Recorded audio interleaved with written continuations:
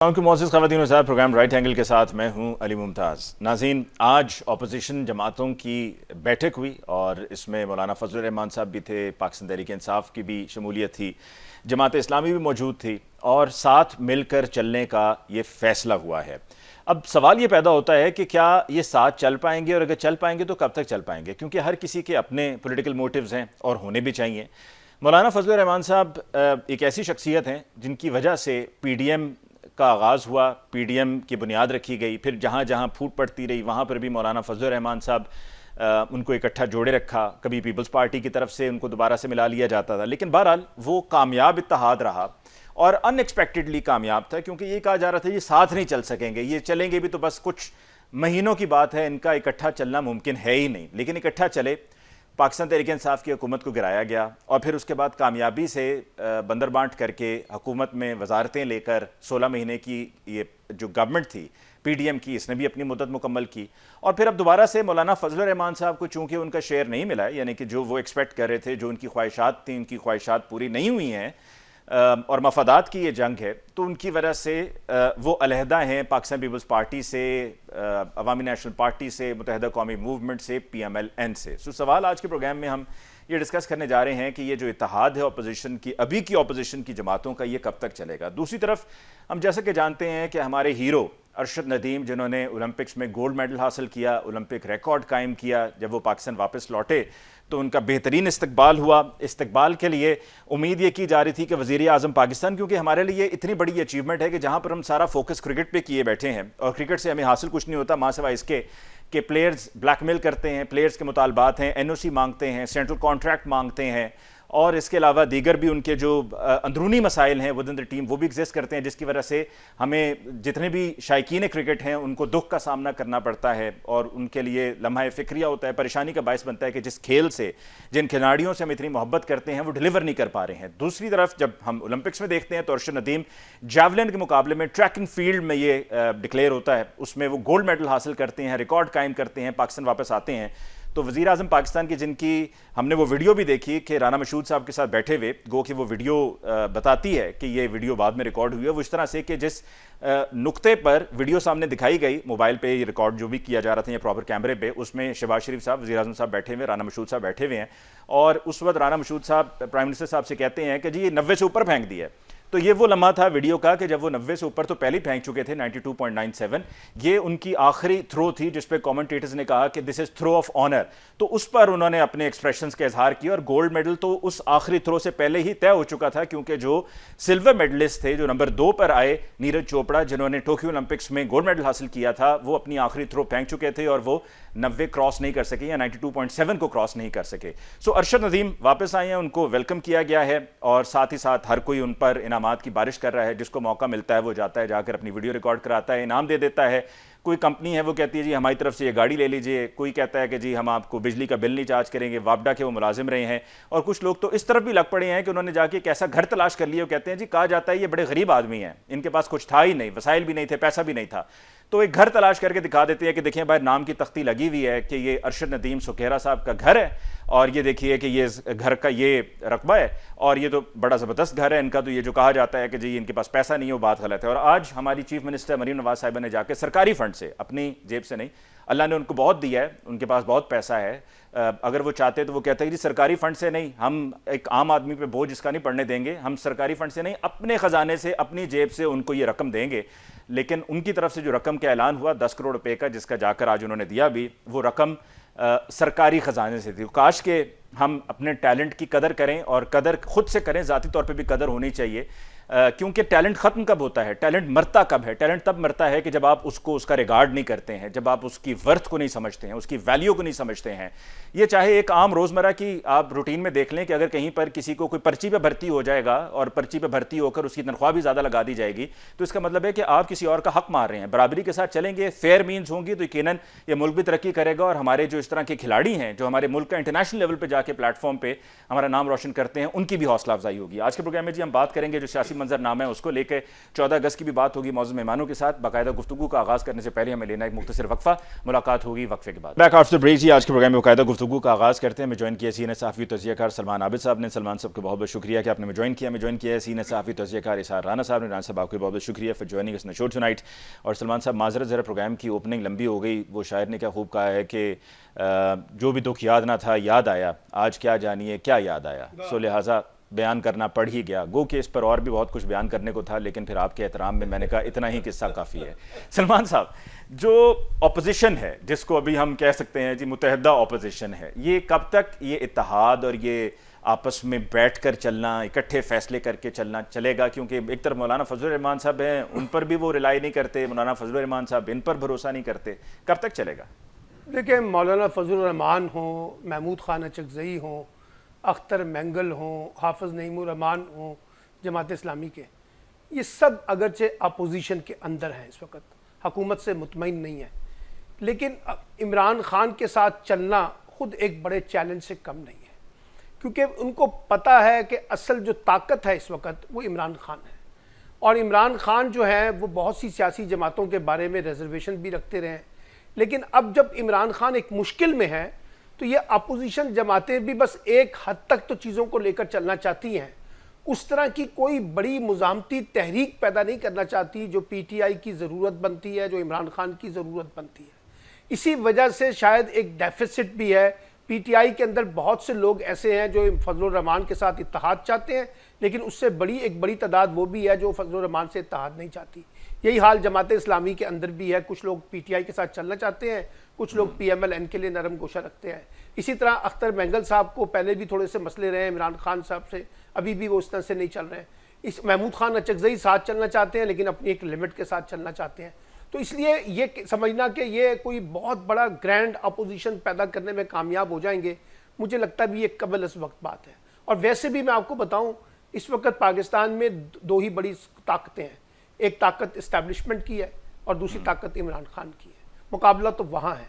बाकी हुकूमत में शामिल जमातें हों, अपोजिशन की दीगर सियासी जमातें हों, उनकी इसलिए बड़ी अहमियत नज़र नहीं आ रही कि वो खुद से कोई बड़ा रोल प्ले करने के लिए तैयार नहीं है। उनको सहारों की ज़रूरत है। इस हुक्मरान इत्तेहाद जो है वो इस्टेब्लिशमेंट के सहारे पे खड़ा है, और ये जो लोग हैं इनको पता है कि अगर इमरान खान हमारे साथ चलेंगे तो हमारी सियासत आगे चलेगी। अब वही फजलुर रहमान जो कल इमरान खान के बारे में कुछ और कहते थे, आज एक नरम गोशा भी रखते हैं पीटीआई के बारे में।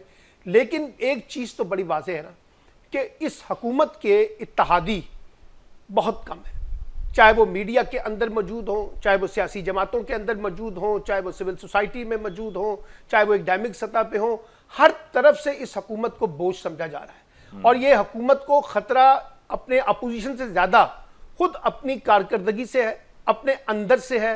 वो जो खौफ इनके ऊपर गालिब है, जिसकी वजह से कभी ख्वाजा आसिफ साहब को कहना पड़ता है, कभी एहसन इकबाल साहब को कहना पड़ता है, कभी कुछ और किसी को कहना पड़ता है। तो ये हुकूमत को पता है कि हमारी पोजीशन क्या है। ना उनके पास वो फैसलों की ताकत है, ना वो फैसला करने की सलाहियत रखते हैं, और ना वो काबिलियत है जिसका दावा किया गया था कि हम सबसे ज़्यादा सलाहियत वाले लोग हैं, हमारे पास मईशत का फार्मूला है, मईशत को हल करने का, सिक्योरिटी के हालात को बेहतर बनाने का, मुल्क को आगे लेके चलने का। लेकिन आज वो सारे एक्सपोज हो गए। और आज भी हुकूमत की जो सबसे बड़ा इन्हिसार है वो इस्टेब्लिशमेंट की हिमायत पे, और यही वजह है कि वो चाहते हैं कि इमरान खान का और इस्टेब्लिशमेंट का टकराव जो है ना सिर्फ वो ख़त्म ना हो, बल्कि उसमें और बदमज़गी पैदा की जाए, ताकि इसी बुनियाद पे वो हुकूमत को कर सके। ठीक, इसार राना साहब, किसने तोड़ा दिल हमारा, ये कहानी फिर से ही, ये जो अभी आखिर में सलमान आबिद साहब बयान कर रहे थे, ये तो कहानी वही है जो 2018 में भी थी कि उस वक्त इस्टेब्लिशमेंट और पीटीआई इमरान खान साहब का आपस में एक पेज की बात होती रही। फिर 2021 के एंड पे कहा जाने लगा कि जी वो पेज अब एक पेज नहीं रहा है, वो पेज सफ़ा फट गया है। तो अब भी जो गवर्नमेंट है वो भी उसी तरह से चल रही है। तो अगर उसी तरीके से चलती रहेगी तो कब तक सर्वाइव करेगी? पीटीआई तो बड़े कॉन्फिडेंट होकर कह रही है कि जी ये साल इलेक्शन का साल है। आप क्या इत्तेफाक करते हैं ये साल वाकई इलेक्शन का साल है? देखिए, एक तो पहले मैं ज़रा चाह रहा था वो जो आपने ओपनिंग पे कहा जो ज़रा जज्बाती हो गई, लंबी हो गई, तो मैंने कहा चलो आगाज़ में एक आपसे लतीफ़ा शेयर करूँ। इसका आप खिताब कर रहे थे, बड़ा लंबा हो गया, तो आखिर में उन्होंने कहा माफ़ कीजिएगा कि मैं जज्बाती हो गया तो मैंने घड़ी नहीं देख सका। तो पीछे से किसी ने कहा कि घड़ी नहीं देखी तो कैलेंडर ही देख लेते आप, वो बदल गया। लेकिन और वो intro डेफिनेटली इतना, यकीनन ये कोई पाकिस्तानी होगा, क्योंकि अगर हम जज्बाती नहीं होंगे तो फिर और कौन होगा। हम जज्बात पर ही तो चल रहे हैं, जज्बात के सहारे चल रहे हैं। लेकिन वो इंट्रो इतना कम्प्रीहेंसिव है और पाकिस्तान के जो इस वक्त हालात है उसकी इतनी खूबसूरत अंदाज में आपने तर्जुमानी की है। बल्कि मैं तो पूछने लगा था कि आप ये फिल बदी इतना अच्छा कैसे बोल लेते हैं। अल्लाह ताला आपको और मेहरबानी। इल्म और हुनर अता करे। अब आ जाए जो आपका सवाल है। देखिए मैं आपको एक बात बताऊं, पाकिस्तान में कोई भी सियासी जमात, ये अचकजई, फजलुर रहमान, ये सब कोई भी इस्टेब्लिशमेंट से बाहर नहीं है। ये सब उनके इस्टेब्लिशमेंट के वजीफा ख्वार हैं। और कभी जब ये इमरान इधर होता है तो ये नवाज शरीफ के साथ खड़े हो जाते हैं, जब नवाज शरीफ उधर होता है तो इमरान के साथ खड़े हो जाते हैं। यही अचकजई, ये सारे इमरान खान के खिलाफ थे ना हाँ जी। मुत्तहदा उसमें, और आज वो शहबाज शरीफ के खिलाफ हैं। ये सारे वो हैं पाटे खान, और क्या कहते हैं, सारे वो हैं जिनकी डोरें इधर उधर से हिल रही होती हैं। तो इन्होंने कुछ नहीं करना, करेंगे ये सारे। ये भूल जाएं कि फजलुर रहमान इमरान खान के लिए हम सर धड़ की बाजी लगा देंगे या अचकजई लगा देंगे, कोई नहीं लगाएगा। इमरान खान को अपनी जंग अकेले खुद लड़नी है। इमरान खान के साथ तो उनके को अपनी क़यादत नहीं है बाहर जो मौजूद है, वो इमरान खान के साथ नहीं है, तो और किसने होना है? इमरान खान इस वक्त तनहा अपनी लड़ाई लड़ रहा है। और ये जो आप इलेक्शन की कह रहे हैं ना कि इलेक्शन होने जा रहे हैं, यानी मुझे जो आने वाला नक्शा है वो इलेक्शन से ज्यादा भयानक नजर आ रहा है। ये जो जनरल फैज हमीद साहब की गिरफ्तारी है, ये एक आगाज है एक नए एपिसोड का। और इसमें क्या होता है, ये कहाँ रंग क्या नजर आता है, ये अल्लाह खैर करे, अल्लाह ताला खैर करे। मैं 3 दफा कह रहा हूँ अल्लाह खैर करे। सो इलेक्शन अब तो मुझे अब नहीं नजर आ रहे, मुझे तो कुछ और ही नजर आ रहा है। और जो नजर आ रहा है वो कोई इतना अच्छा नजर नहीं आ रहा। और इस सब नजर आने में ये सियासी जमातों की कोई हैसियत नहीं है, कोई मैटर ही नहीं कर रहा। फजलुर रहमान अपना रोल जो उनको मिला हुआ है वो अदा कर रहे हैं, अचकजई को जो रोल मिला हुआ है वो अदा कर रहे हैं। जमात इस्लामी का रोल एक्सपोज हो गया, वो नमाज बख्शवाने गए थे, रोजे गले पड़ गए, वो बिजली सस्ती करवाने गए थे, ₹2.5 मजीद बढ़वा के आ गए, और वो फरमाइशी प्रोग्राम उनका जो है वो क्लियर हो गया। सो इस वक्त पाकिस्तान एक बड़ी अजीब किस्म की जंग का शिकार है, जिसके एक नुक्ते पे इमरान खान खड़ा है, एक नुक्ते पे इस्टेब्लिशमेंट खड़ी है, और इस्टेब्लिशमेंट रोज बरोज एग्रेसिवली अपनी मूव कर रही है। जनरल फैज वाली मूव बहुत एग्रेसिव मूव है, और इसके क्या असरात मुरतब होते हैं ये मैं अभी जरा एहतियातन नहीं कहना चाह रहा, लेकिन सियासी नक्शा नजर आ रहा है। जितने हम सियासी तजिया निगार हैं, हमें पता है कि जैसे हम कहते थे ना कि अफगानिस्तान बहाना है, ईरान निशाना है, बिल्कुल वही वाली सिचुएशन है कि जनरल फैज बहाना है, इमरान खान निशाना है। तो इन हालात में तो इलेक्शन आप भूल जाएं, और भूल जाएं कि अचकजई इन हालात में इमरान खान के साथ खड़ा होगा एस्टेब्लिशमेंट के खिलाफ। ये कभी भी नहीं खड़े होंगे। जो इनकी जितनी तनख्वाहें लगी हुई हैं और जितना जितना रोल है, बस ये उतना उतना रोल करेंगे, बस दैट्स इट, उसी में गुजारा करेंगे। कमर चीमा साहब, आपकी तरफ आते हुए, जनरल फैज़ हमीद, रिटायर्ड जनरल फैज़ हमीद की बात अभी इसार राना साहब ने की है। कल की बहुत बड़ी खबर, बहुत बड़ी डेवलपमेंट थी। आप इस्लामाबाद में हैं, और इस्लामाबाद में तो माशाल्लाह आप जिस तरह से सोशलाइज़ करते हैं वो मुझे गाय बगाए तस्वीरों के ज़रिए पता चलता रहता है। अभी कल ही मैं एक तस्वीर देख रहा था, एक हमारे इलाके के हैं आसिफ कलेर साहब, उनके साथ भी आपकी मैंने तस्वीर देखी। मैं क्या, कमर चीमा साहब के बड़े लंबे हाथ हैं, कानून के मैंने सुना था लंबे हाथ हैं, लेकिन अब मैं कहता हूँ आपके बड़े लंबे हाथ हैं, आप उनके साथ भी बैठे हुए दिखाई दिए। तो कमर चीमा साहब, क्या खबरें हैं आपके पास?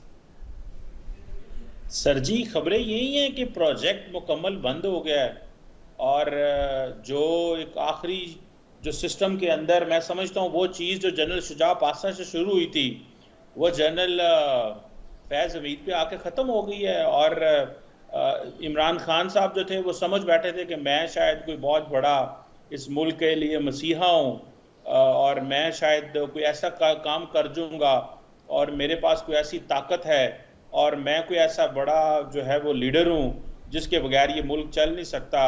देखें, 250 मिलियन का मुल्क है, इसको जो है यहाँ पे लोग वैसे ही हुकूमत के बगैर चलते हैं।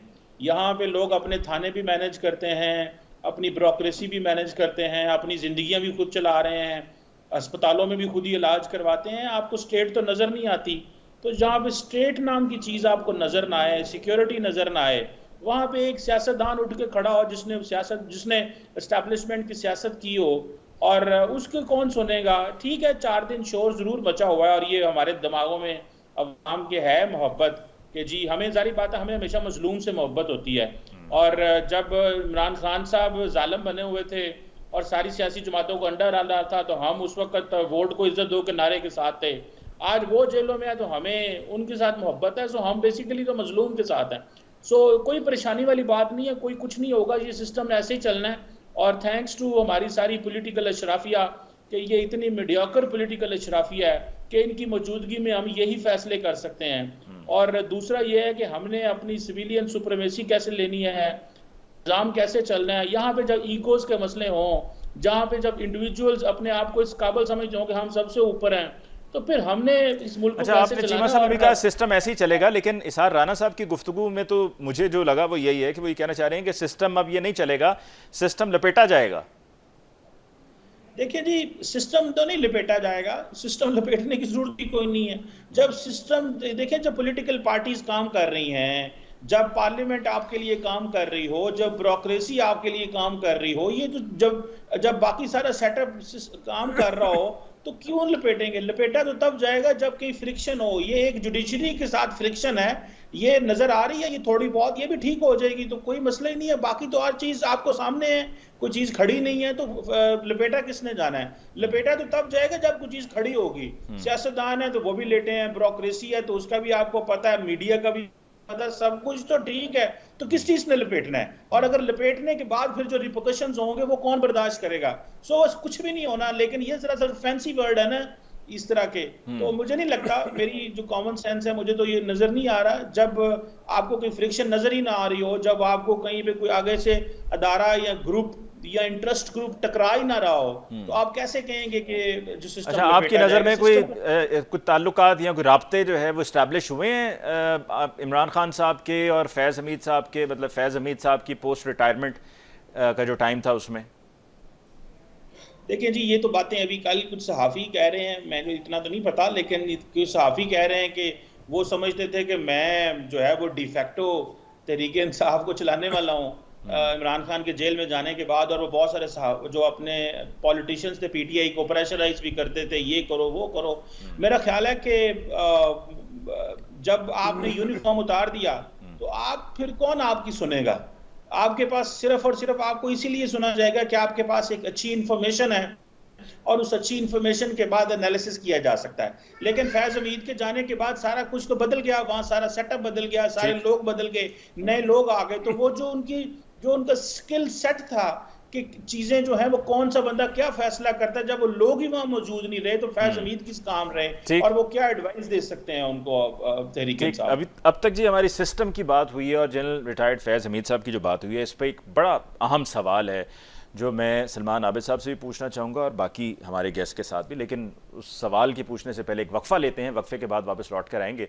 तो वापस आते ही इस अहम नुक्ते पर बात होगी, हमारे साथ रहिए। बैक आफ्टर ब्रेक जी, डिस्कशन को आगे बढ़ाते हुए सलमान साहब, सिस्टम की बात हो रही थी। एक बात की इसार राना साहब ने कहा ये सिस्टम इस तरीके से चलता हुआ नज़र नहीं आ रहा है और आगे उनको नज़र आ रहा है कि मामलात कुछ इलेक्शंस तो बिल्कुल ही नहीं, उन्होंने कहा कुछ और ही होने जा रहा है। कमर चीमा साहब कहते हैं जी सिस्टम तो ठीक चल रहा है, सिस्टम में हर चीज़ कंट्रोल में है, ब्यूरोक्रेसी है, मामलात सब सेट जैसे कहा जाता है वैसे हो जाता है। तो फिर ये ज़रा समझाइएगा कि ये सिस्टम, जब हम सिस्टम की बात करते हैं तो ये कौन सा सिस्टम है और सिस्टम क्या मुख्तलिफ उसकी अक़साम है, एक पार्लिमानी सिस्टम है, एक कोई और सिस्टम है, हम किस सिस्टम की बात कर रहे हैं?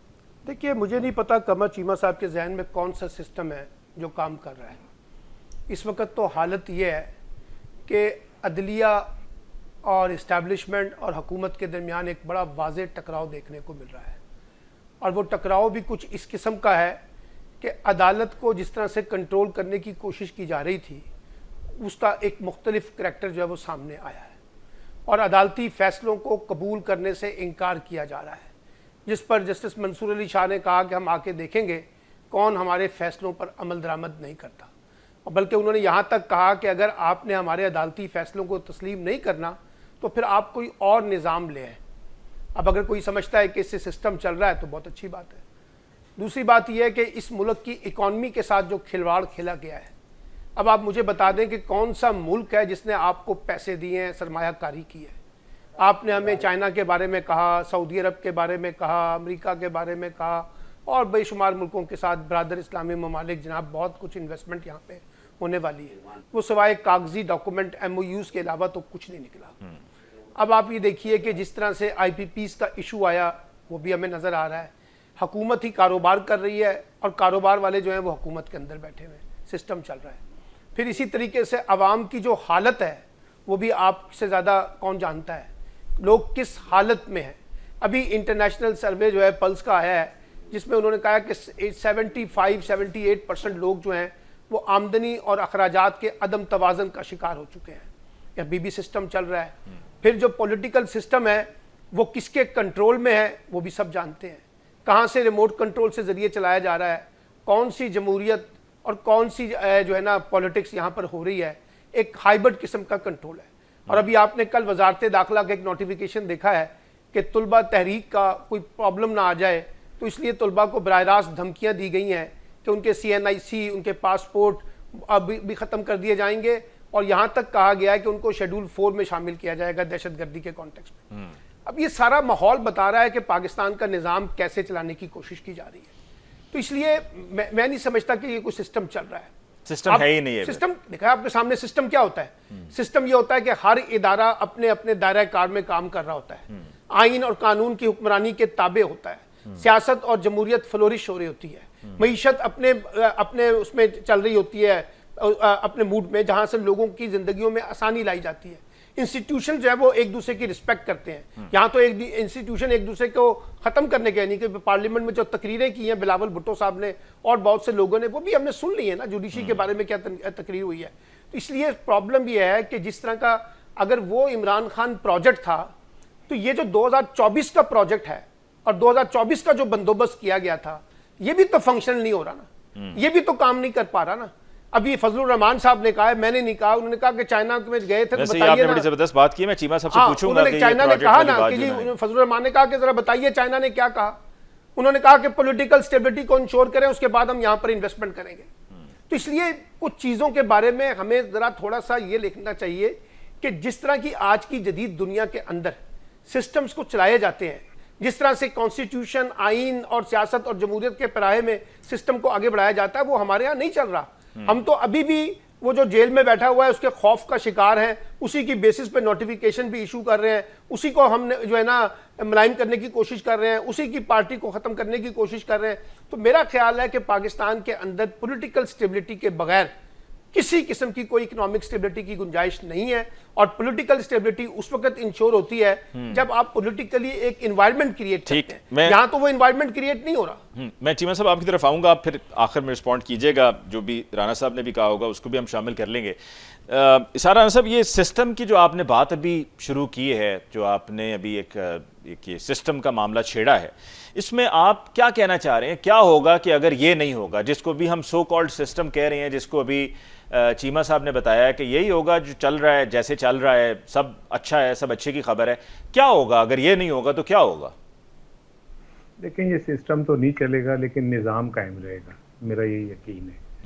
तो सिस्टम नहीं चलेगा, निज़ाम कायम रहेगा।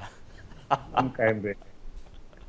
तो क्योंकि पाकिस्तान में कोई चले ना चले, निज़ाम कायम रहता है। तो मैं ये समझता हूँ किसका निज़ाम, सारी बात, किसका निज़ाम, मैं वो उसी तरफ आ रहा हूँ जी, उसी तरफ आ रहा हूँ कि इन हम सब की गुफ्तगू से एक बात साबित हो रही है, वो ये है कि ये जो निज़ाम हस्ती है ये कोई और चलाता है। ये जमहूरियत, ये पार्लियामेंट, ये अदालतें, ये सब कुछ एक बस एक आँख का दिखावा है, अदरवाइज मामला कुछ और है। अब ये बात समझ आ गई, मैं कमर साहब की बात भी समझ गया, वो बिल्कुल ठीक कह रहे हैं कि IPP से मामला तय हो जाएं, कुछ नीचे आ जाए, कुछ हम और मामला कर लें, PTI को हम ताकत से दबा दें, जनरल फैज साहब जो हैं वो इमरान खान के खिलाफ कोई वाली बयान दे दें, तो कुछ माहौल बेहतर हो जाएगा। जो कमर साहब की बात है वो जो मैं समझता हूँ, लेकिन मेरे मतलब सवाल फिर यही है कि ये तो अच्छा सर, एक सवाल का जवाब साथ में और दीजिएगा। अभी वो मजलूमियत की बात हो रही थी ना, कमर चीमा साहब ने की थी कि मजलूम फिर कौन हुए? अगर आपने अभी ये कहा कि जी इमरान खान साहब के खिलाफ बयान आ जाएगा, तो मजलूम फिर कौन कहलाएंगे, खान साहब या जनरल रिटायर्ड फैज़ हमीद साहब? मजलूम तो डेमोक्रेसी हुई ना, जिसको हर दफा हम एक मजाक के अंदर जलील करके रख देते हैं, और हर बार हम डेमोक्रेसी में से कीड़े निकाल के कह देते हैं कि ये गलत है, चाहे वो कोई भी हो, इमरान खान हो, नवाज शरीफ हो, कोई भी हो। तो मजलूम तो डेमोक्रेसी हो गई ना, और ये 24 करोड़ लोग हो गए ना, जिनकी इस सिस्टम में कहीं कोई से नहीं है।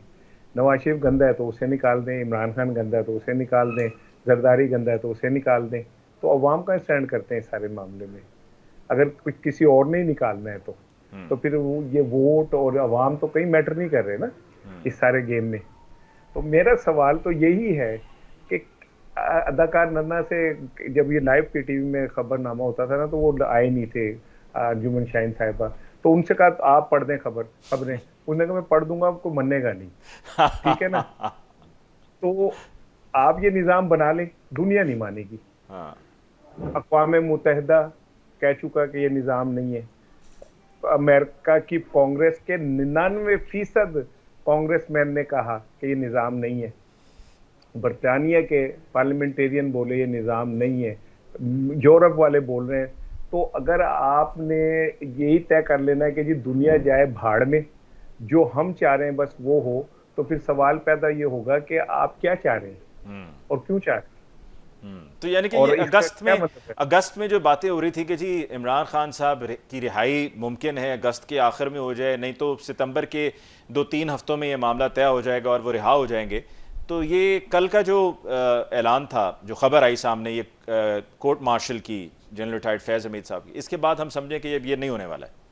बिल्कुल नहीं होने वाला, क्योंकि अगर ये होता ना सिस्टम की बेहतरी के लिए, तो फिर जनरल बाजवा साहब को भी इसमें शामिल किया जाता, जिनके घरों पे ये सारा कुछ होता रहा।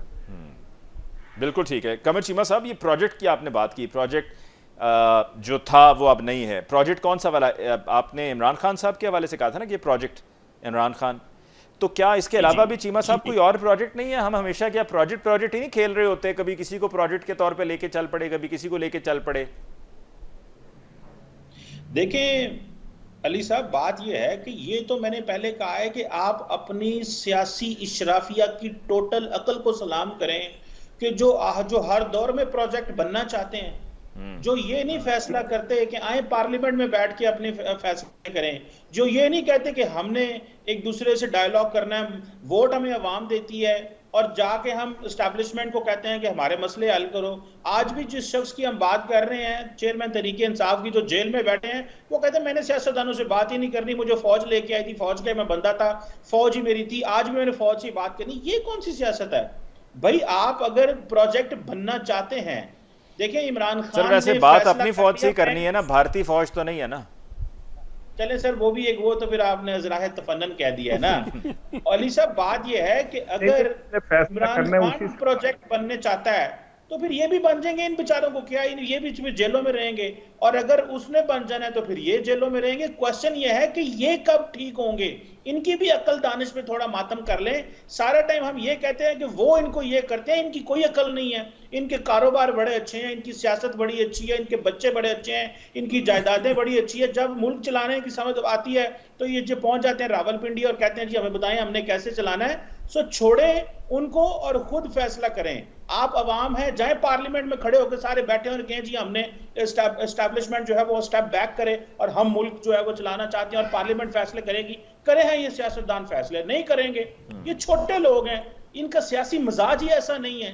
हमने भी तो जमहूरियत कौन सी देखी है? ना हमारे पास पॉलिटिकल पार्टी ऐसी है जो डेमोक्रेटिकली इलेक्टेड हो, ना ये सियासतदान ऐसे, ना इनके मिजाज हैं। ये खुद डिक्टेटर हैं अपने मिजाज में।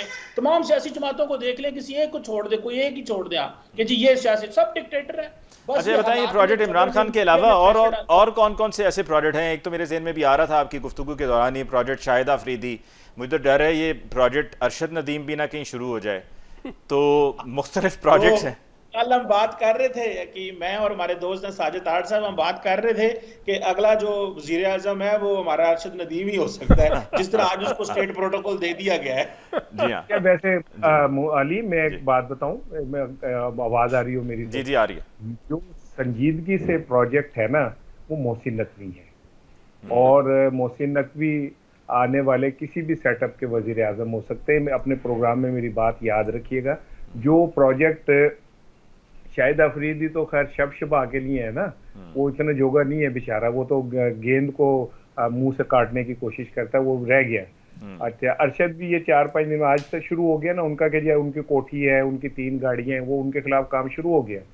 और असल चीज ये कि मोहसिन नकवी साहब को जिस तरह प्रमोट किया जा रहा है, और जितने वो आज़ाद हैं कि वजीर आजम भी उनसे जवाबदेही नहीं कर सकते, तो आपको समझ आनी चाहिए कि आने वाले सेटअप में जब भी कोई सेटअप होगा, मेरी बात याद रखिएगा, मोहसिन नकवी वो शख्स होंगे जो वजीर आजम बन सकते। अच्छा, तो अब आप कह रहे हैं कि मोहसिन नकवी साहब जो हैं वो ओवर पावर कर गए हैं बिलावल भुट्टो जरदारी साहब। कमेंट करूं इस पे, मैं कमेंट कर लूं एक? जी जी, ये जो बात कह रहे हैं ना कि मोहसिन नकवी साहब होंगे, बिल्कुल होंगे अगर मुल्क में जमहूरियत ना हुई तो, क्योंकि वो उस वक्त ऐसे काबिल कबूल शख्स होंगे जो तमाम पॉलिटिकल पार्टीज में, जिनको जरदारी भी बेटा कहेगा, जिन्होंने शहबाज शरीफ साहब के साथ भी काम किया होगा, तो मेरा ख्याल है तब होंगे इस सेटअप में। तो यानी कि आप ये कह रहे हैं कि अभी जमहूरियत है। कमर साहब जी की बात जवाब नहीं, मैं कमर साहब की बात, मैं इनसे एक सवाल करना चाह रहा हूँ। कमर भाई, जरा ईमानदारी से, बिल्कुल ईमानदारी से आप ये बताएं कि क्या आप जमहूरियत है? नहीं है तो फिर उनकी कही भी बात तो वो दुरुस्त साबित होगी ना, कि असल तो आप मैंने कहा अगर ये सो कॉल्ड, इसे इकोनॉमिस्ट इंटेलिजेंस यूनिट इस पाकिस्तान के मौजूदा सियासी निजाम को कहता है अथॉरिटेरियन रजीम। वो जब इमरान खान हुकूमत में थे वो कहते थे हाइब्रिड रजीम।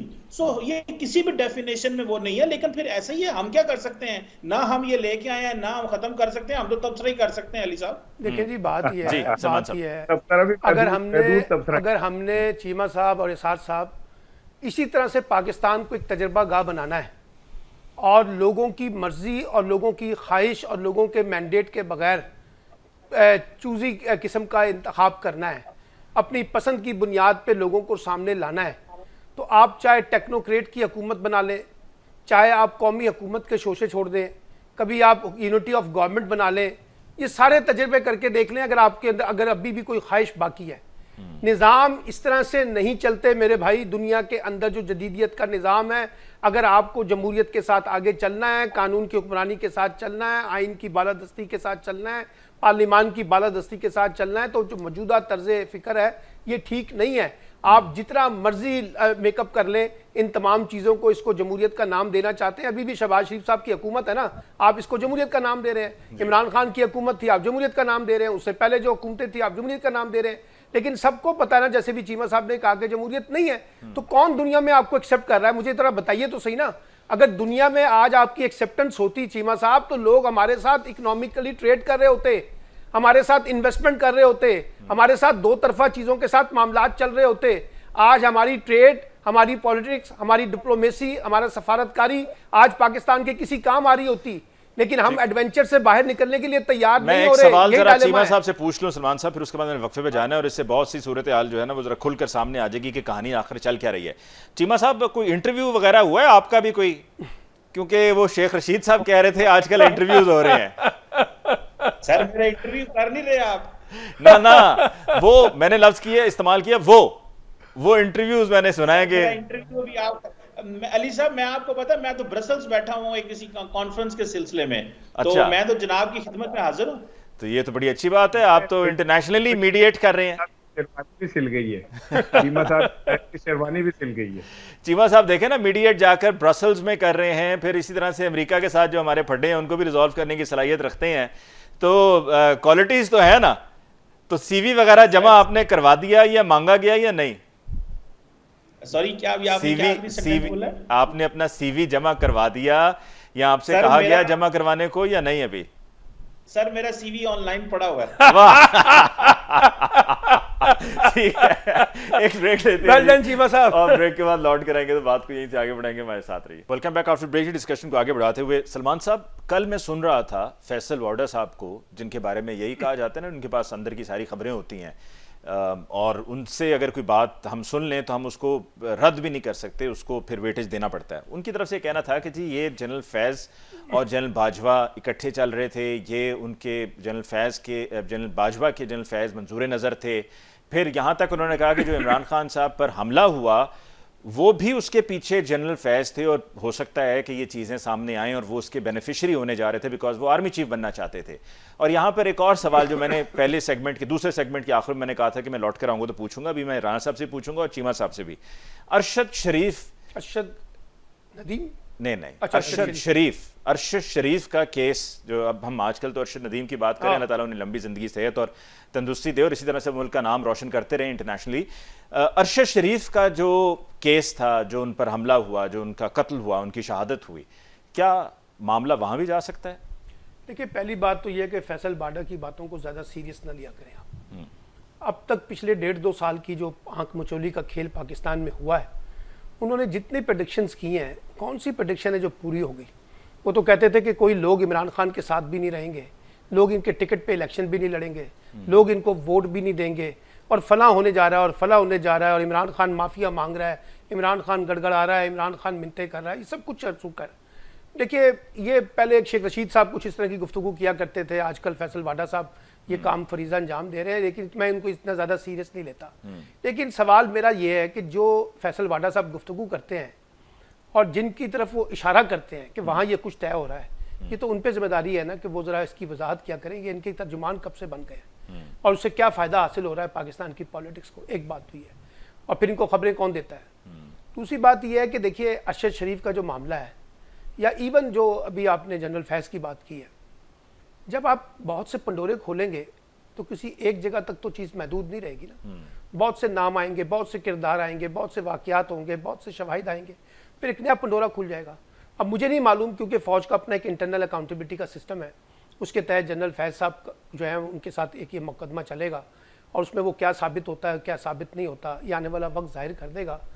लेकिन मैं नहीं कोई इस जनरल फैज़ के कॉन्टेक्स्ट में कोई बहुत बड़ा एडवेंचर देख रहा हूँ पाकिस्तान की पॉलिटिक्स में, और कोई बहुत बड़ा पंडोरा खुलने लगा। मेरा ज़ाती ख्याल है ये, इससे पहले हमने बहुत सारे इस तरह के ख्वाब देखे थे कि फ़लाँ ये हो रहा है तो फ़लाँ ये हो रहा है तो फ़लाँ ये हो रहा है। इन 75-76 बरसों में पाकिस्तान में हमने देखा क्या है। इसके अलावा असल जो चीज़ है ना, वो ये है कि पाकिस्तान को एक दुरुस्त ट्रैक के ऊपर आना है, एक ऐसे ट्रैक के ऊपर जहाँ सियासत भी बचे, जमहूरियत भी बचे, आइन भी बचे, कानून भी बचे, और ख़ास तौर पे इस मुल्क की इकॉनमी भी बचे। अगर आपने इसको दुरुस्त ट्रैक पे लेके आना है तो खुदारा फिर हम वो दुरुस्त रास्ता इख्तियार करें जो आज की दुनिया में इख्तियार किया जाता है।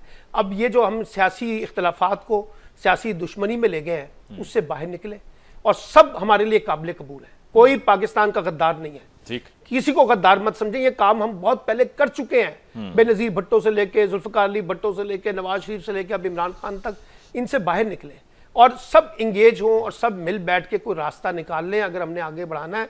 वरना मैं आपको बता रहा हूँ, जिस तेज़ रफ्तारी से पाकिस्तान के हालात जिस तरफ जा रहे हैं, वो कोई अच्छा शगुन नहीं है, कोई अच्छा निशानदेही नहीं करता।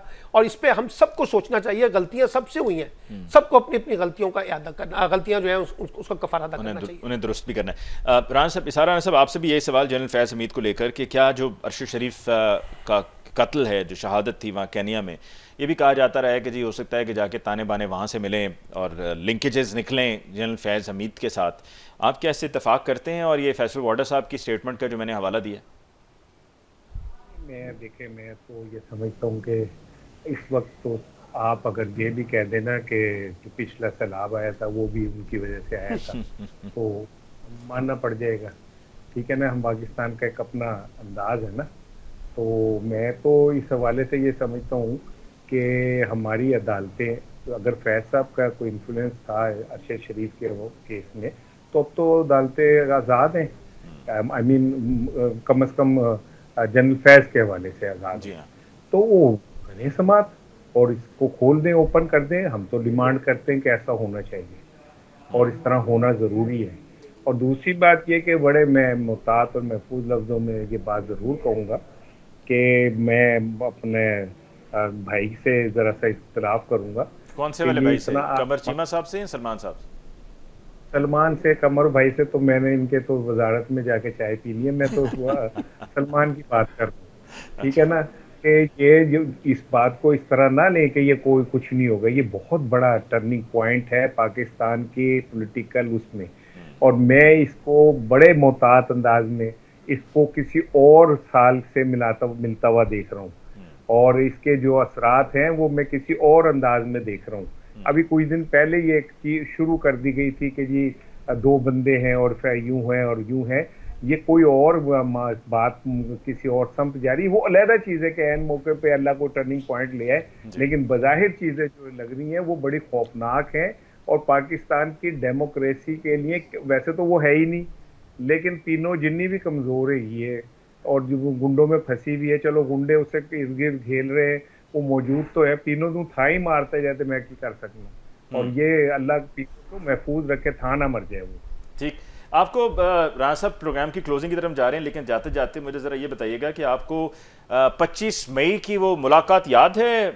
आई बिलीव 25 मई थी, 25 मई सन 2023, और एक डिवाइन इंटरवेंशन की बात हुई थी। अभी तक वो डिवाइन इंटरवेंशन नहीं हुई है? नहीं, मुझे नहीं लगता कोई होगी।